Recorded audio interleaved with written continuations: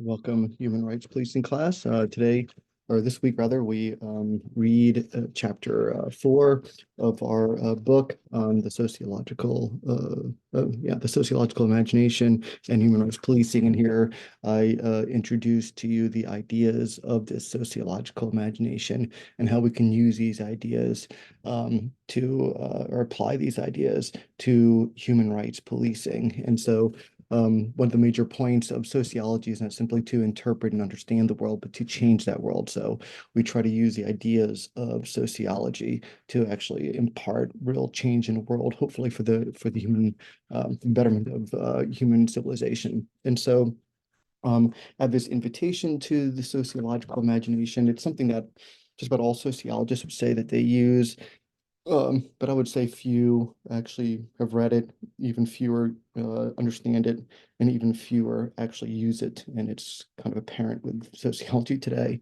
But nonetheless, I think that's probably one of the most valuable contributions of sociology to the world is maybe not so much of what the discipline has done, especially as of late, but how sociology can impart a particular way of thinking about the world that allows you to see the world beyond your own myopic kind of subjective views that you've gathered from within immediate private orbit, of your own life. And so this sociological imagination allows you to kind of transcend yourself and to see the world from beyond your own limited kind of perspective. And that's one of the things I like about this sociological imagination. It teaches us to understand, the objective structural conditions that cause social problems. In fact, it's one of the most important parts of the sociological imagination, to be able to look at the world dispassionately, to be able to look at the world in a disinterested, unbiased, unprejudiced type of way, and to see how objective structural conditions cause human suffering, cause social problems that lead to human suffering. And so it's almost like being an alien looking down at the human species and being able to objectively understand the structural conditions that cause social problems that lead to human suffering. And so, on the one hand, the sociological imagination allows us to understand in a very sober, again, dispassionate, disinterested way, the objective structural conditions that cause human problems, but to also, on the other hand, look at the subjectivity of the individual, to be able to put ourselves into the mind and the eyes of the actor, of the other person, and to understand their subjectivity as they deal with structural conditions not of their own choosing. And so I think it's important then to understand, what are the objective conditions that cause human suffering, but what are the real experiences of human beings that are suffering, trying to navigate a world where, the structural arrangements of society have caused so many problems for them that they're trying to find solutions towards, overcoming. And so and that's really kind of one of the interesting things, when we look at especially things like crime. If you think of crime in the context of culture, really crime is a creative solution to collectively experienced structural problems. So on one hand, it's a way for people to kind of heroically overcome their structural subordination. On the other hand, crime can also lead to very kind of destructive lifestyles that only exacerbate human suffering. So it's important not to romanticize the criminal, but also to not condemn the criminal as well. The point is to understand the subjective experiences of people dealing with structural conditions not of their own choosing, like American apartheid, like poverty, like massive, pervasive structural inequality, racist urban planning policies, and how that helped create the ghetto in very successful Black and Brown communities like the Bronx and the Seventh Ward of New Orleans, for example. And so, really, I think the most difficult part of the sociological imagination is not so much understanding, in again, that dispassionate way, the objective structural conditions that cause social problems. I think anybody can do that if you're smart enough. If you just look at the world, it's pretty obvious. You don't need a PhD. I think what's much more difficult is to be able to see the world from the other's point of view, from the actor's point of view, to understand their struggles, their triumphs, their insecurities, their passions, what makes their heart go pitter patter, what makes them tick, their suffering and their triumphs and victories. And it's really difficult to see the world from the other person's perspective. And so that's why I think that sociological imagination is so important, because if we can see the world and experience the world through somebody else's subjectivity and see how they confront structural conditions that are not of their own choosing, but they must deal with anyway, um, then we develop a certain sense of kind of empathy for the others. And if you think about it, empathy is very much in short supply today. Look at all of the wars that are going on around the world. Look at all the massive inequality. Look at all the homelessness. Look at all the death. Really, I mean, where is there any empathy? I don't know. I would make an argument that in any type of world that's based upon some type of that's a transactionally based world, and in any type of world where there's hierarchical institutions of power and domination, then empathy will be one of the first things that depart that world. And certainly, I would make an argument today that empathy is in short supply, and why that's so important today. And I would also make the argument that human rights is not possible without empathy. And so if empathy has been driven out of our brains, how can we bring in a world of human rights where empathy is in such short supply? And that's one of the things that I hope that we together can change in classes like this and in discussions like this. So important and so relevant today, especially when we see empathy absent from the world today, and we see human rights absent from the world today. And I would say absent. I know that seems strong. I mean, there's certainly individual acts of kindness. There's certainly individuals that want to do the right thing. But when we look at the gestalt of the world today, I think it's pretty easy to see that empathy and human rights are really not part of the human social world. And I think that accounts for a lot of the human suffering that we see going on all around the world today, not only in the United States, but well beyond the United States. And so please give a good read of that invitation to the sociological imagination, and then my explanation of the sociological imagination, and then specifically using that sociological imagination. One of the biggest parts is understanding that the 4 units of analysis to understand how people navigate their biography within a specific cultural milieu that's responding to structural conditions, all happening within historical circumstances. So I look at the biography of the individual, their cultural milieu, how that cultural milieu responds to structural conditions, and how all those structural conditions take place within specific historical circumstances. And so those 4 units of analysis are important. And without incorporating all four, I don't think that one can understand the world to any degree, really. And um, so I talk about using that sociological imagination, and of course I go into I think one of the most famous sociologists, Stuart Mills, who tried to describe that sociological imagination. And there's one beautiful line here where Stuart Mills says, "When a society is industrialized, a peasant becomes a worker. A feudal lord is liquidated or becomes a businessman. When classes rise or fall, a person is employed or unemployed. When the rate of investment goes up or down, a person takes new heart or goes broke. When wars happen, an insurance salesman becomes a rocket launcher, a store clerk, a radar operator, a wife or husband lives alone, a child grows up without a parent. Neither the life of an individual nor the history of a society can be understood without understanding both." And then in another book called Stick Up Kids, author Randall Contreras says, kind of copying off, not kind of, exactly copying off of C.R. Mills, he says, "When a drug market rises, a struggling college student becomes a drug dealer, a tough kid, an enforcer, a poor building superintendent, a lookout, a dishwasher, a drug kingpin. When a drug market expands, a mother mourns her dead dealer son. A dad laments his drug-using daughter. A child visits a parent imprisoned by the state. When a drug market peaks, an ill-affected sibling becomes a social worker, a storefront preacher, a community organizer, a stay-at-home mom, an after-school volunteer." And so here we can see the intimate link between history in one's biography, looking at things like when the economy goes up or down, or when drug markets rise and falls, and how that impacts the biography of the individual. And so, in order to understand anyone's plight, we have to look at their historical circumstances. We have to look at their structural positions within institutions of power and domination. And then we have to look at the biography of the individual as they navigate their culture, milieu, responding to structural conditions, all operating within specific historical circumstances.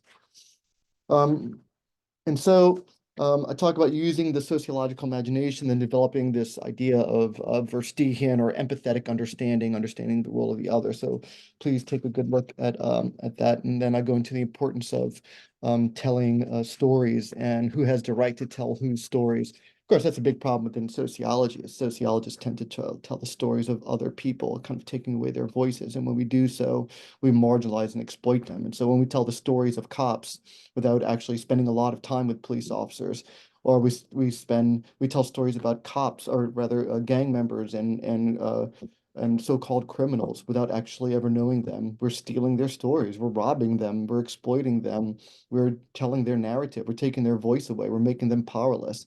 And so in order to understand cops, I think you have to spend a lot of time with them, their families, you have to go to their community, their churches, their universities.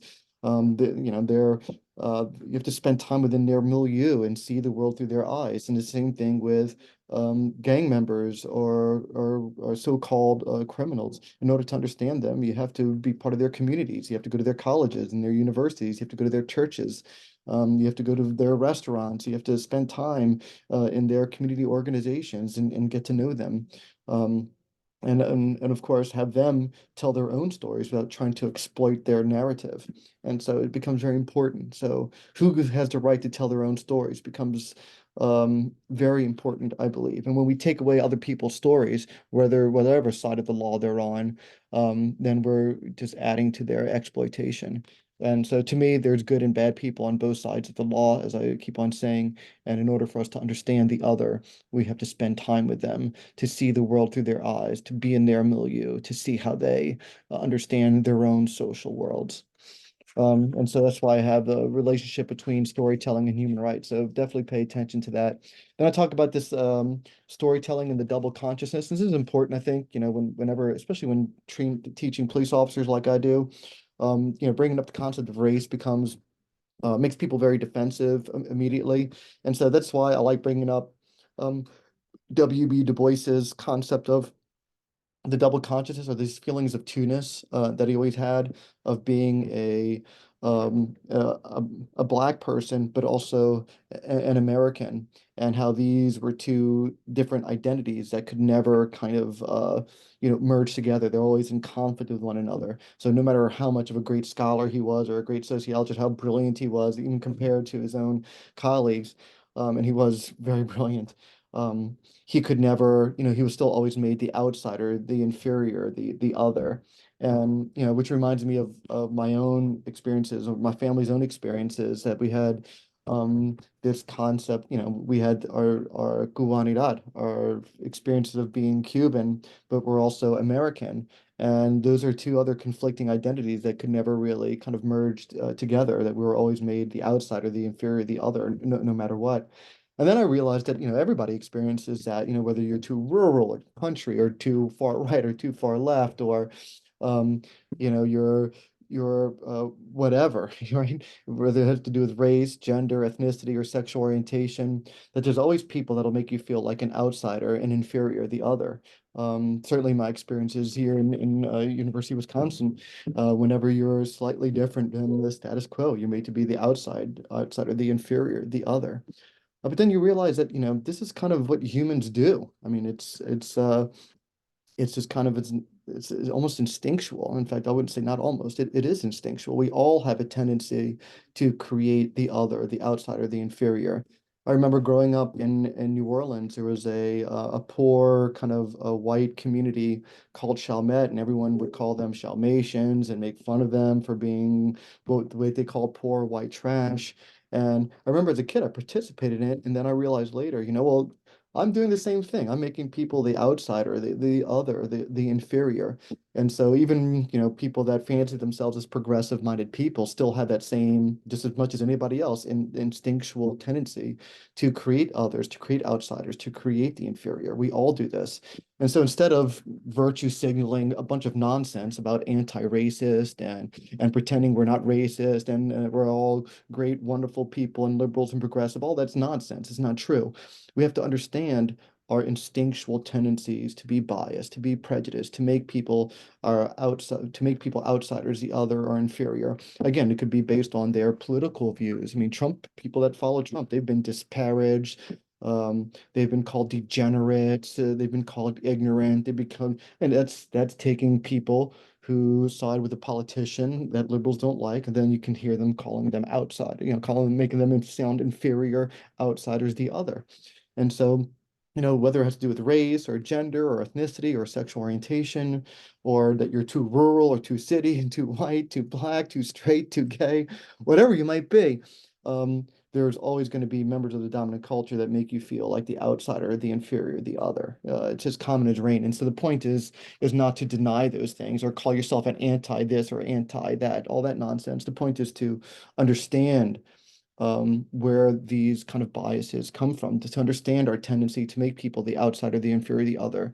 And once we understand it and scrutinize it, we learn more about ourselves, we learn more about human nature, and we can take steps to treating other people, according to that golden rule, to treat people the way that we want to be treated, to not make people the outsider, the inferior, the other, and to kind of resist that instinctual kind of tendency that we tend to have. Okay, I lost my place in the chapter here, so let me come back here. So that is the story that's the section on page 73, storytelling and double consciousness. So hopefully this was all recording. Um, Nonetheless, then we have 30 years of policing a foreign community, and that is my father's a few pages there from my father talking about his experiences as an immigrant, being a police officer in the New Orleans Police Department, and how he and how he felt. Um, Policing at the time was a foreign community to him. And so I think that's a fascinating read from my father, and you'll enjoy it. Um, okay, you have your outside of that, you have your discussion board, which is based upon that reading. Um, and so that'll be due at the end of the week as usual, to do Thursday.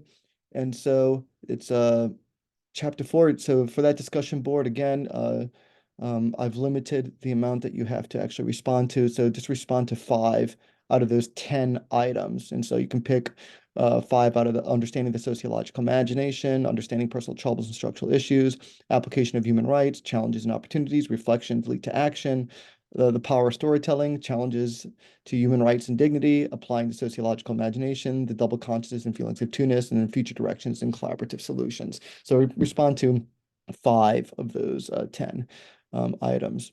Other than that, you have your human rights policing midterm reports. So make sure you just read that. That's been available to you now for for a while.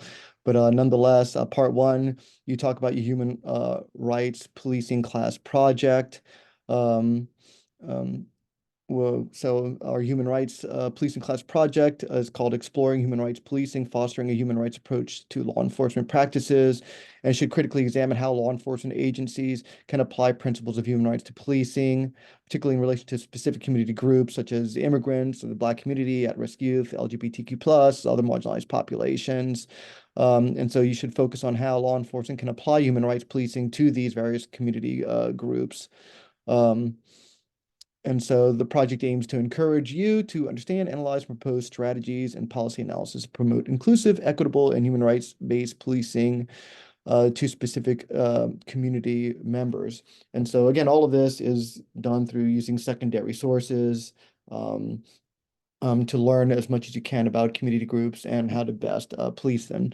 And so basically that midterm progress report, you're kind of doing you're preparing for your final report, really. So you'll have a rough draft, your introduction, your literature review, the selection of your community group that you want to focus on, um, human rights violations that have plagued that group and some of their concerns, some of the best practices and success stories, especially when it comes to policing, and then challenges and barriers.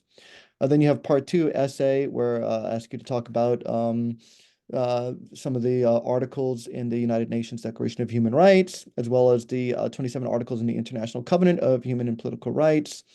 And then there's a second prompt on using your sense of agency. And I think without agency, there's no empathy, and without empathy, there's no human rights. And then I have some suggestions and comments you can make in this class for part three. And so, nonetheless, everything is going swimmingly well in this class. Keep it up. Feel free to email for anything further. I look forward to seeing y'all on the discussion post, and I look forward to reading your midterm exams or midterm reports as well. Email for anything you need. Thank you very much.